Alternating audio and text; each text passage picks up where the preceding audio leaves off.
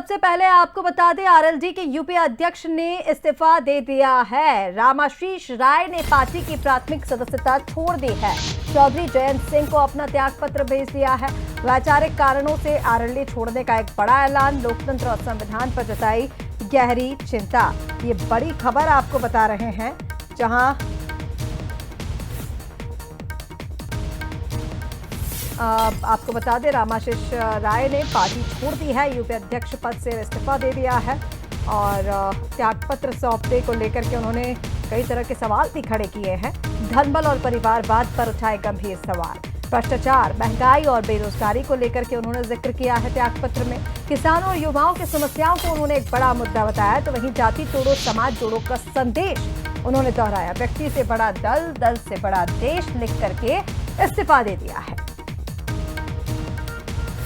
और ज्यादा अपडेट्स के लिए हमारे साथ लखनऊ से विशेष संवाददाता आलोक राय इस वक्त जुड़ गए हैं। सीधा रुख कर लेते हैं आलोक, आरएलडी के यूपी अध्यक्ष ने पार्टी छोड़ दी है, पद से इस्तीफा दे दिया है। इसके पीछे का बड़ा कारण क्या रहा? हालांकि वो संविधान को लेकर के भी चिंता व्यक्त कर रहे हैं। भ्रष्टाचार के, महंगाई के तमाम तरीके के आरोप उन्होंने लगाए हैं।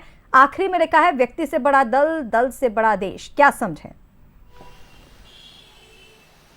बिल्कुल ऋषिका, अगर बात करें राष्ट्रीय लोकदल की तो पश्चिमी उत्तर प्रदेश में इसका काफी बड़ा जो है जनाधार है और एनडीए की सहयोगी है। केंद्र में जयंत चौधरी खुद मंत्री हैं, तो उत्तर प्रदेश में इसके 9 एमएलए हैं, जिसमें से 2 सरकार में मंत्री हैं।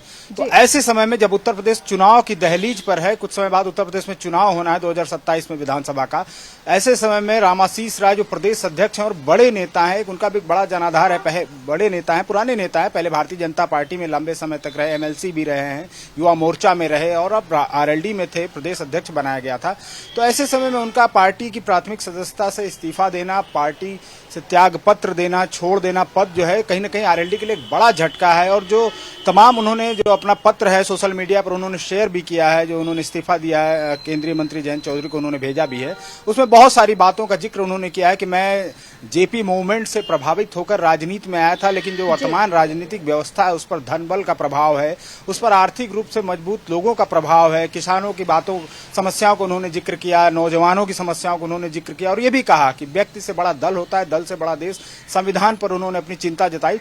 लेकिन एक और कारण जो समझ में आ रहा है, जो जानकारी सामने आ रही है कि हाल ही में जयंत चौधरी ने पिछले महीने जुलाई में एक कार्यकारी प्रदेश अध्यक्ष नियुक्त किया था उत्तर प्रदेश में। अनुपम मिश्र को, जो पहले सचिव थे, उनको जो है कार्यकारी प्रदेश अध्यक्ष बनाया गया था उत्तर प्रदेश का और उनको जो है जिलों में संगठन गठित करने की जिम्मेदारी दी गई थी। तो कहीं ना कहीं उसके बाद जो है रामाशीष राय का इस्तीफा था। तो माना जा रहा है और सूत्रों से जानकारी भी सामने आ रही, कहीं न कहीं मनमुटाव हो रहा था, क्योंकि एक तरफ प्रदेश अध्यक्ष की भूमिका में रामाशीष राय थे, उसके बाद कार्यकारी प्रदेश अध्यक्ष बना दिया गया, उसको भी महत्वपूर्ण जिम्मेदारी दी गई, संगठन को जो है बनाया जाए, टीम बनाई जाए। तो कहीं न कहीं ये भी एक बड़ा कारण है रामाशीष राय जैसे बड़े नेता का इस्तीफा देने का।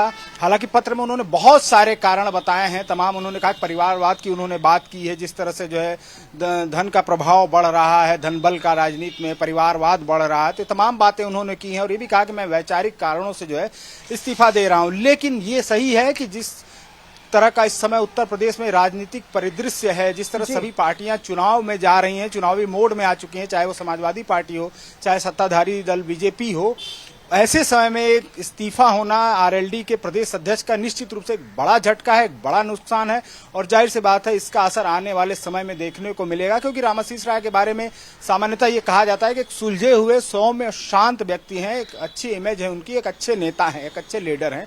तो निश्चित रूप से ये इस्तीफा जो हुआ है ऐसे मौके पर कहीं ना कहीं एक बड़ा झटका है।